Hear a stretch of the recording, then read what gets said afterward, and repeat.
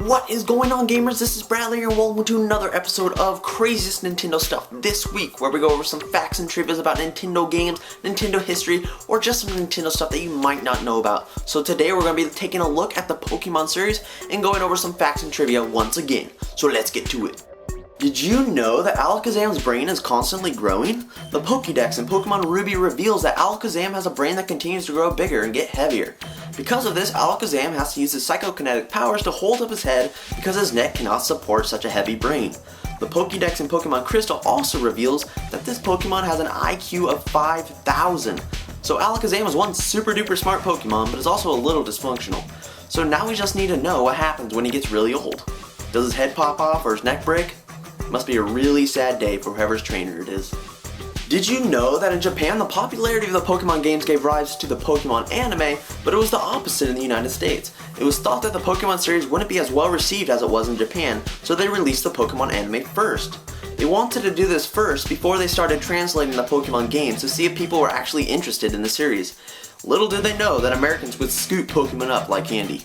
Did you know that the second generation of Pokemon games, Pokemon Gold and Silver, were originally going to be the last games in the series?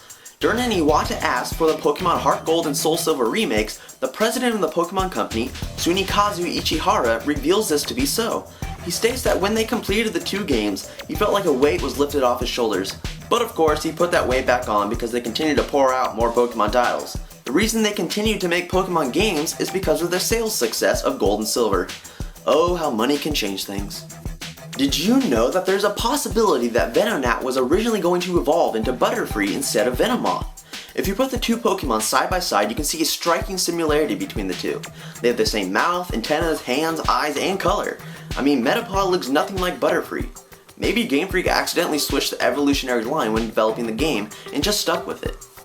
Did you know that the swollen stomach of Polliwog, Poliwhirl, and Poliwrath is actually the Pokemon's innards? Yep, those things are not there for decoration, but you're getting a good look at a digestive system. The Pokemon has semi-transparent skin that allows for people to see the insides of the creature. When the Pokemon eat, the swirl becomes clear. So their stomach must look pretty lively when they're going to the bathroom. Oh, and as a side note, when Poliwag evolves into Poliwhirl and Poliwrath, the swirl actually changes directions. Fascinating.